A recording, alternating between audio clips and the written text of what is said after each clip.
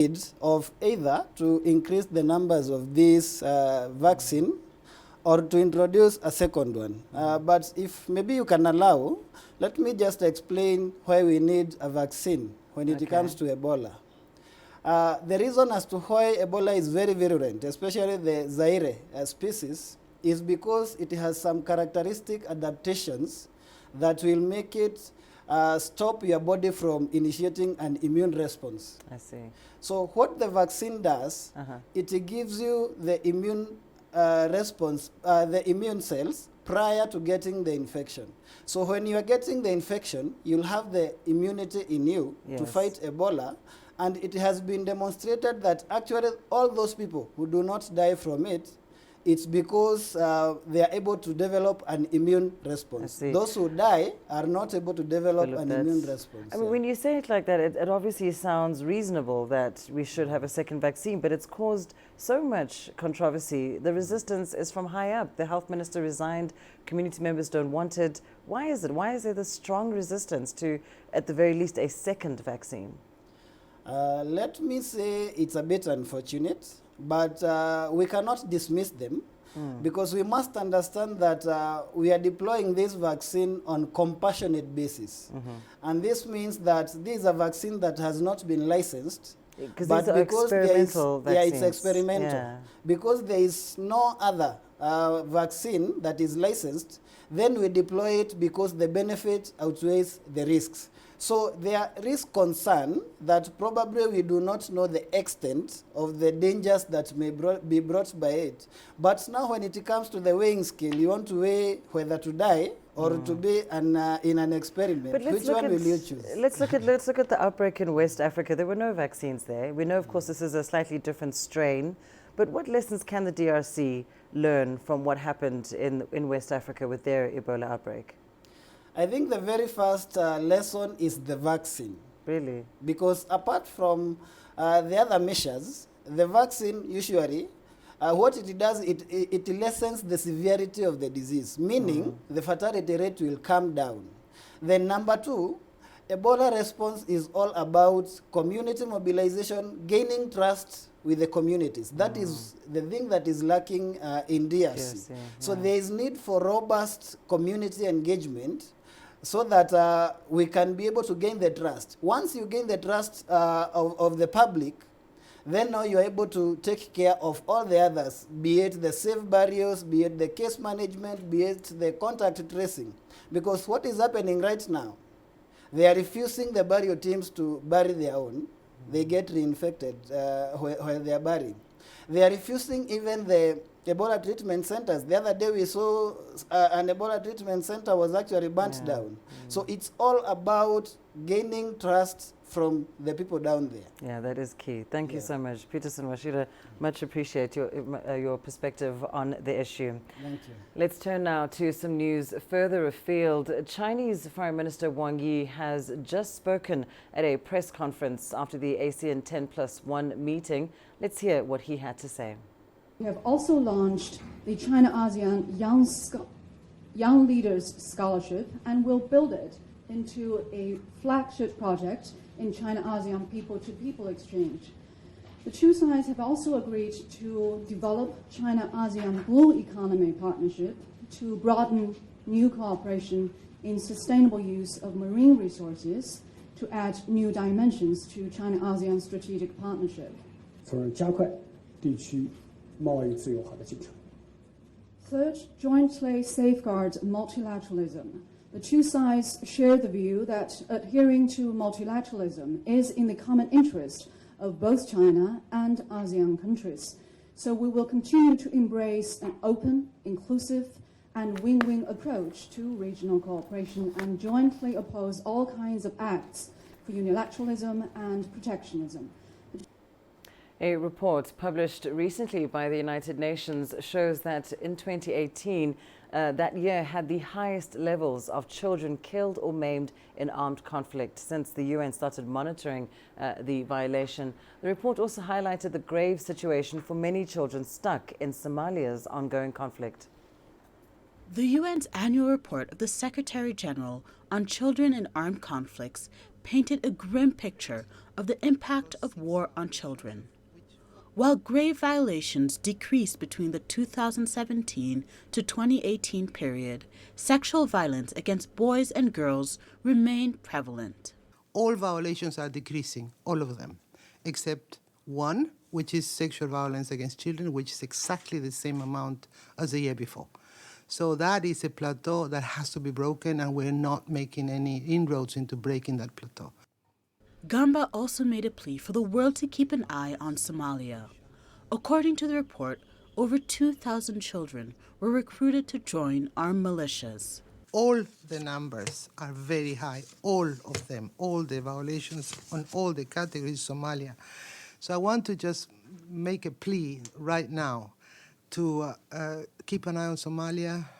If anybody can assist us in engaging in Somalia, right now there is no engagement, but it's desperately needed. There's been over 1,000 children killed and maimed. There's been 2,300 children recruited last year alone. There's been 375 children in detention. There's been sexual violence against 331 children. The report did highlight the number of children benefiting from reintegration and release programs increased compared to the previous year. Among the countries witnessing the increase was the DRC, which saw 2,253 children separated from armed groups. Astatal, CGTN. Well, Somalia really singled out in that report. Let's bring you more on this. We're joined by CGTN's Abdulaziz Billo in Mogadishu. Abdulaziz, as we heard there, over 1,000 children killed and maimed in Somalia, 2,000 recruited to join armed militia in 2018. In your view, are these figures accurate? Well, Lindy, this information comes especially at a critical time now. Last year, the end of 2017, the United Nations mission in Somalia launched its findings on the use of children in armed conflict and attacks against civilians. Now, it painted a grim picture of the situation in Somalia. It pointed out that more than 2,000 civilian casualties were recorded from 2016 until early 2018, including the deadly truck bomb here in Mogadishu. Now, the essence of that report also was to highlight the gravity of the situation regarding young fighters here in Somalia, recruited not just into militant groups, but also into clan militias and to pro-government militias operating in various parts of the country. Now, the UN said that more than 700 young children were recruited forcefully by Al-Shabaab, evicted from their homes in parts of south-central Somalia and forced to join training camps that are being run by Al-Shabaab in southern Somalia. And then these fighters are spread all across the country to carry out suicide bombings and deadly attacks on AMISOM, Somali government, and any other government institution here in the country. So that report, one cannot discredit it, because based on the findings here also of the Somali government, it has seen that Al-Shabaab is to blame for a huge number of children into armed conflict. Almost the United Nations is estimating that Al-Shabaab's strength is almost 5,000, and the bulk of this is comprising of young children. And we witnessed that in 2016 when Al-Shabaab smuggled more than 150 children from Islamic learning centers in parts of southern Somalia and taken to Puntland, where Al-Shabaab hoped to create a base there. And also there's the issue of conflicting militant groups here in Somalia. ISIL and Al-Shabaab are trying to outweigh each other, and the only way they can achieve this is by showing the numbers that they have, and forcefully recruitment of children into armed conflict remains the gravity of the issue here facing authorities and also parents who long to see their children. Of course, and one has to wonder, Abdulaziz, whether or not the government has the capacity to pull these children out of the conflict, you know, to pull them away from being involved in these armed militia groups and then reintegrate them into society. Well, Lindy, the government has come up with that program that is backed by the United Nations of reintegrating former combatants into the society. The government has an amnesty program whereby young people, even including old fighters, can surrender to the government, reintegrated through integration camps that are stationed in conflict-prone areas like Jubaland area, the southwest region, and also some centers in Mogadishu, Baidoa, and Kismayo that has seen a sharp increase in the number of defectors who are being reintegrated. But that cannot address the root causes of militancy here in Somalia. The centers can accommodate less than 100 at one given time, and it takes the government a long time and its international partners to reintegrate these fighters and bring them back into society. Now, once they're released from these centers, they don't have permanent options here on the ground. There's the level of mistrust that the society still has in them is still high, and they might also be targeted by Al-Shabaab and pro-ISIL militants who feel that they had abandoned them in the first place. Now, Al-Shabaab, the government here in Somalia says that once it confronts Al-Shabaab, it tries as much as possible to ensure that children who are fighting alongside the group are not targeted. But we witnessed that in 2016 where authorities in Puntland killed more than 150 militants, most of them young fighters who had been smuggled into that region. 36 of them were nabbed by authorities, and they're still at detention centers in that region. The government has not yet given them an amnesty program. They're still there in detention centers. They have not been given vocational training, and they have not yet been released to their family members. So it's a big issue for authorities here, but most centers here have been successful in containing these former combatants. Abdulaziz Bello, thank you so much for that update, joining us there live from Mogadishu. Let's turn to news from here in Kenya now, where cancer is firmly in focus following the deaths of 3 high-profile personalities in the last 4 weeks. The country is reeling from the rising prevalence of cancer, as reports indicate that close to 50,000 new cases were recorded in 2018, while about 33,000 deaths were recorded in the same period. CGTN's Robert Nagila has that report. In the past month, the country has been rocked by the deaths of 3 high-profile personalities from cancer. Bob Collymore, the CEO of Kenya's most profitable company, Safaricom, Ken Okoth, a member of parliament, and Joyce Laboso, a governor who passed away on Monday. The governor of the capital city says nearly 20% of the country's legislators suffer from cancer. The reports which we have now, there are over 60 MPs. According to the Global Cancer Observatory, 48,000 new cases of cancer were recorded in the country in 2018. About 19,000 cases were male, while close to 29,000 female. The number of deaths recorded from cancer in the same period stood at about 33,000. That's a staggering 98 deaths a day from cancer. Number 1 is breast cancer, followed by cervical cancer, then prostate and esophagus. And we look at the top killing cancers, esophagus comes top, followed by cervical cancer. Oesophageal cancer is a type of cancer that affects the oesophagus, the long tube that carries food from the throat to the stomach. It mainly affects people in their 60s and 70s and is more common in men than women. Despite the high figures, more people succumb to malaria and pneumonia than cancer. The causes are put down to a multiplication of factors such as genetics and lifestyle. Health experts say the trend can be reversed by providing quality health care. At the end of the day, if we beef up our oncology centers, we improve our hospitals, I think the solution for majority of Kenyans is still back home. Only very few are flying out of the country, and maybe they can afford. But we need to look at the masses. How best can we do?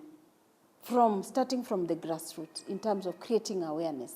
Simple things like avoid smoking, do exercise. Cancer screening is already free thanks to the introduction of universal health care.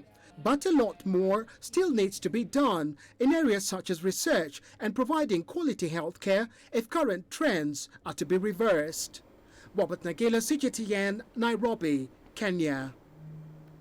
Have you been screened for cancer? If not, is it something you plan to do? Well, CGTN took to the streets of Nairobi to find out what Kenyans think about screening. I have gone for cancer screening before when I felt ill.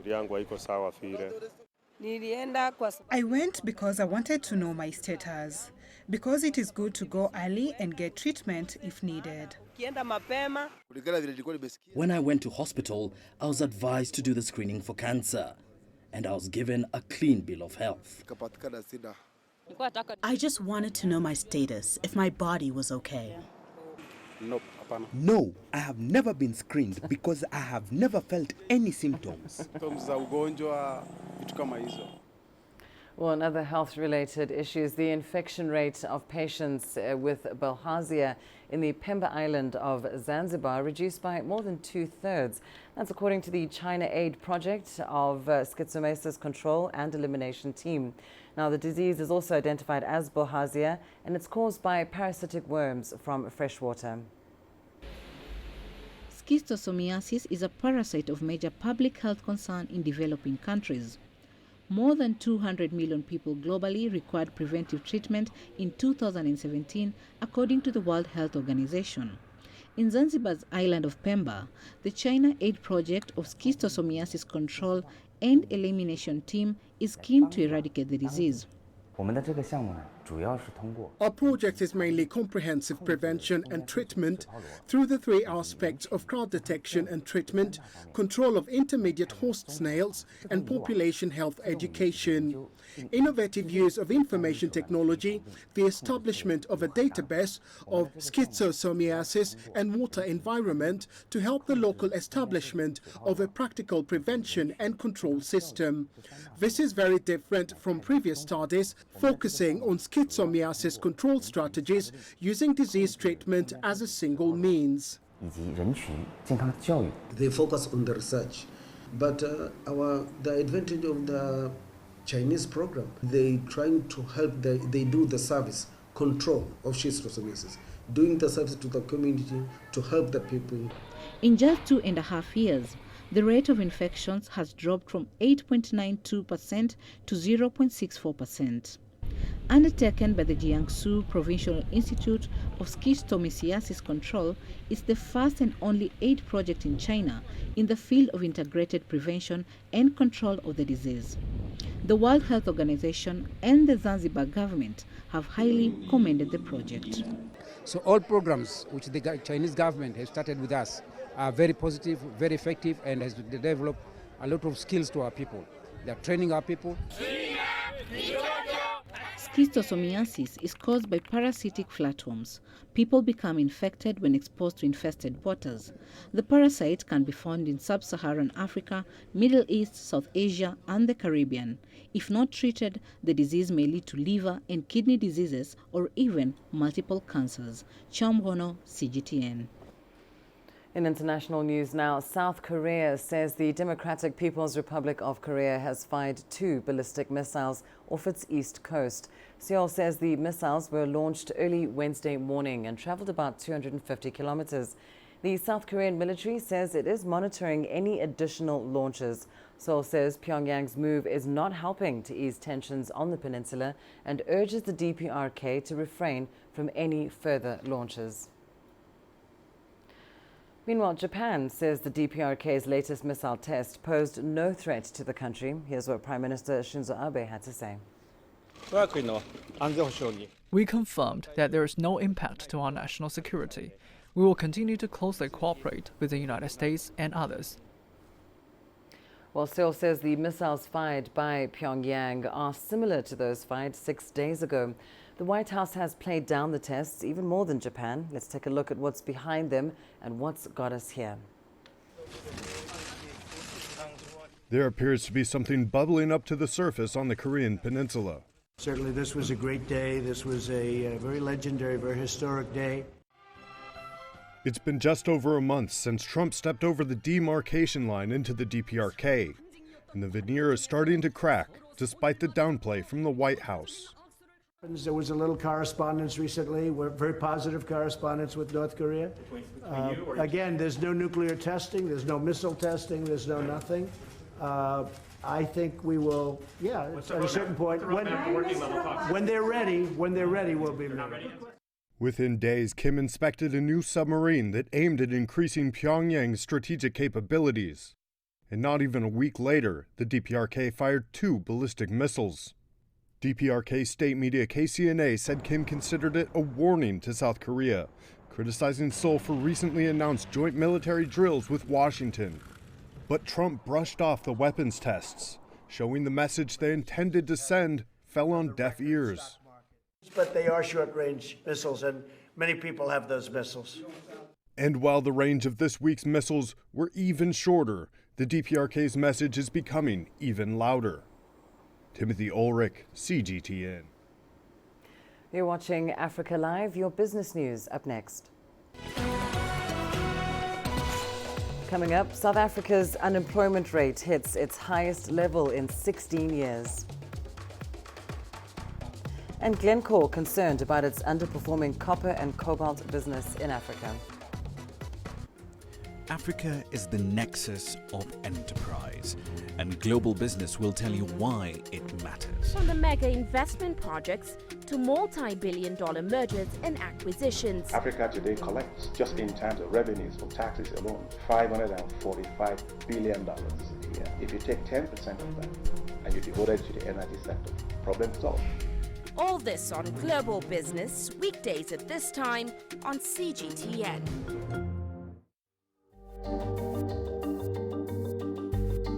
Africa Live. Find your voice.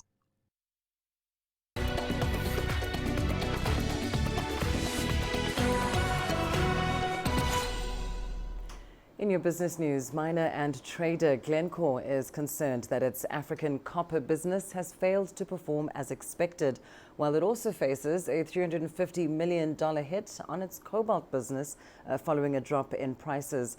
First half copper output was 5% lower than last year, while cobalt output rose 28%. That's partly because of Glencore's exposure to risk in Africa. Performance in the Democratic Republic of Congo and Zambia has weighed on the company's share price. It's fallen around 6% since the start of the year, while price shares of its diversified peers have increased.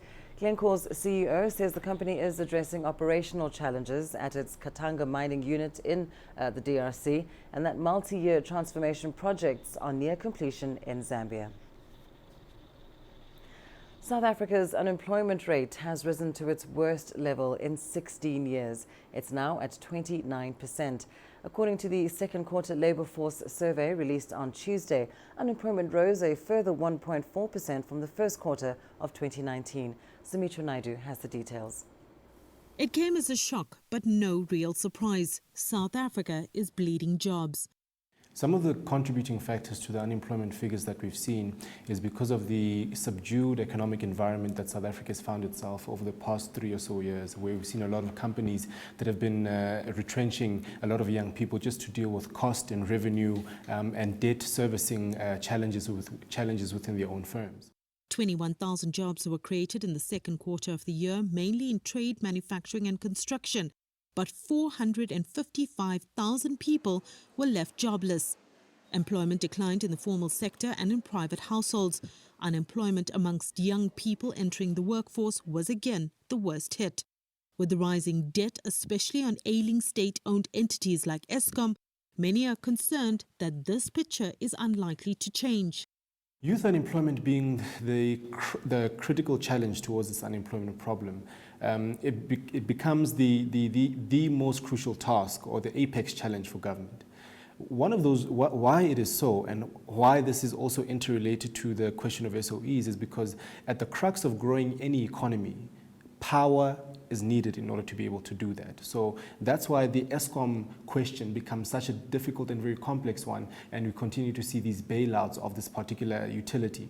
It would be, in essence, say Eskom is too big to fail as a consequence of that, because the bedrock of our economy is dependent on that. So youth unemployment is a key focus area of the presidency. It's at a staggeringly high rate of 56.4%. So government has proposed various reforms and initiatives in this sphere. which hopefully will create, he's looking at creating an additional 2 million jobs for youth within the next decade. An overhaul of our education system needs to take place with critical skills that are needed. New skills need to be introduced so that our youth can be competitive when, as the fourth industrial revolution becomes more prevalent. Despite a number of initiatives and promises to create meaningful employment in South Africa, real job creation has failed. The government has been warned to address structural reforms and to loosen labour legislation, but there's been little change. With the economy expected to record just 0.6% growth this year, this unemployment rate is set to worsen. Sumitra Naidu, CGTN, Johannesburg, South Africa. Still in South Africa, the country has resumed its beef exports to China. That's after an outbreak of the highly contagious foot and mouth disease in January stopped the trade. The outbreak came from the South African province of Limpopo and has had a devastating effect on trade. CGTN's Yolisa Njamela has more. The detection of the foot and mouth disease resulted in the World Organization for Animal Health, known as OIE, to temporarily suspending South Africa's foot and mouth disease-free status. Foot and mouth is a severe, contagious and viral disease which affects the livestock and significantly affects the economy. It has adverse effects on the economy. The viral disease causes lesions and lameness in cattle and sheep. After the OIE suspension, the Chinese government opted to go on its own fact-finding mission instead of merely relying on the World Organization for Animal Health. In early June, the Chinese government sent an expert team to South Africa to study the situation of foot and mouth disease in South Africa. That tour is very important because, as you know now, the OIE remains the ban on the import, on the export of South Africa beef. So China, we have to follow. But I'd like to see the solution. So we cry for Chinese government to send the expert team here to see by themselves. Seeing is believing. After the tour, the team gave a positive feedback. Hence, the Chinese government lifted the ban. A move that is also quite significant for South Africa-China diplomatic relations. As a most important and reliable development partner of South Africa, China attaches great importance to South Africa's request to resume the export of beef, animal skin, wood, and other related products to China. China is the largest consuming market in the world for South Africa beef, wood, and animal skin products. So the decision made by the Chinese government to lift the ban without OIE status is not only a practical, but also a pioneering action to deepen our mutually beneficial cooperation. It fully demonstrates our strong political commitment to supporting the economic and social transformation and development of South Africa. In March, countries that include Lesotho, Mozambique, Egypt, and the United Arab Emirates lifted the ban on exports from South Africa. The Chinese ambassador to South Africa says he's hopeful now that the OIE will lift the temporary ban. South Africa has welcomed the positive news. Yolisa Njamela for CGTN in Pretoria, South Africa. And to a worrying development in the United States, there's been a massive credit card data breach in the country. More than 100 million customers are affected by data theft at Capital One Financial Corporation. CGTN's Jim Spellman has more from Washington. Credit card applications of more than 100 million individuals in the U.S. and another 6 million in Canada were stolen from Capital One in this hack. The data was collected between the years 2005 and early 2019. Capital One says the breach included personal information, including credit scores, balances, payment histories, and contact information, plus 80,000 bank account numbers. Some information was encrypted, but roughly 1 million Canadian social insurance numbers and 140,000 U.S. social security numbers were stolen. Capital One says no credit card account numbers or login credentials were stolen, and it is unlikely the data has been disseminated or used to commit fraud, but the company will continue to monitor the situation.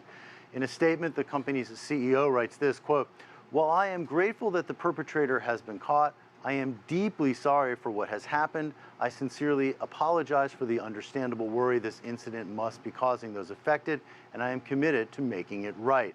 Capital One is offering free credit monitoring to affected customers. The company expects the hack to cost up to $150 million this year. Prosecutors allege a well-known hacker named Paige Thompson was behind the breach. She's a 33-year-old Seattle-based software engineer who previously worked for Amazon Web Services, which hosted the Capital One server that was hacked. Online, she used the name Erratic and bragged about stealing the data on several online forums. Authorities say they were alerted to the hack after receiving an anonymous tip earlier this month. Jim Spellman, CGTN, Washington. Well, that is where we leave your business news. Here's what's still ahead on the program. Coming up, homegrown fashion emerges in troubled Somalia. Join us in Global Business and see Africa through our eyes. The greatest journeys, the greatest sights, the greatest adventures. Here in Qanater, this weir allows the locals to walk on water. We're far more than just TV news. We're your passport to the wonders of Africa.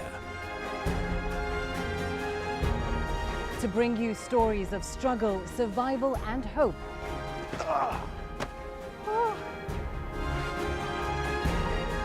So let's explore.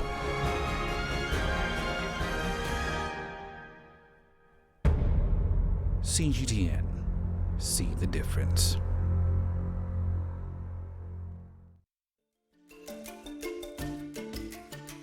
Africa Live. Find your voice.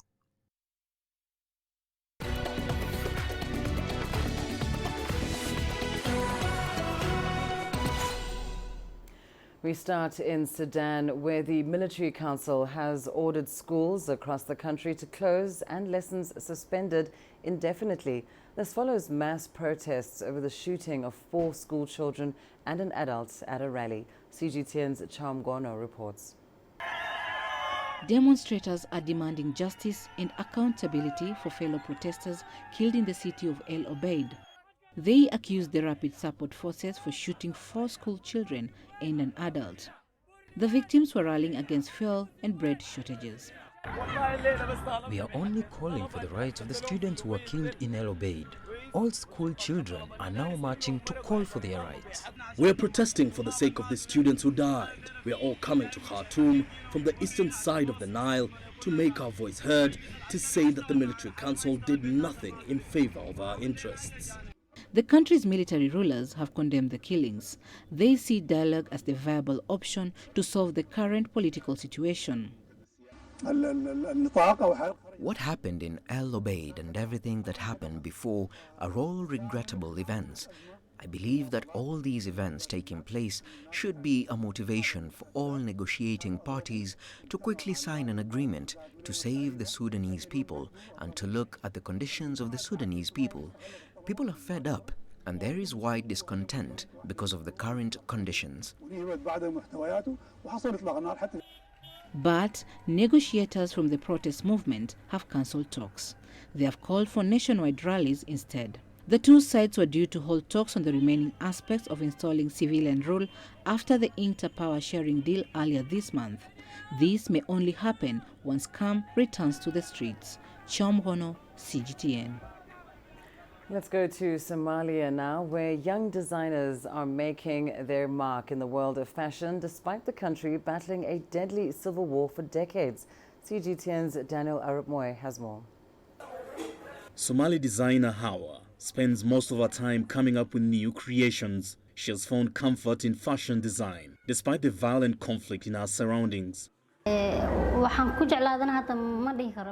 I began my art studies at school, I quickly found a love for designing clothes. Growing up, I realised that was my passion. I dreamed of being a designer. For many decades, Somalia has been battling war. The Islamist militant group Al-Shabaab launches frequent attacks, making life for residents difficult. This has made many Somalis to seek refuge in foreign countries. My priority was to be an inspiration for young Somalis, to show them that it is possible to succeed in their country, that you don't need to leave to do that. In the capital Mogadishu, fashion choices are often very limited and costly. But these young designers believe that they can achieve success in the industry by offering locally produced clothes and fabrics to their customers. The clothes are often too big. We have to take them to a tailor to be resized.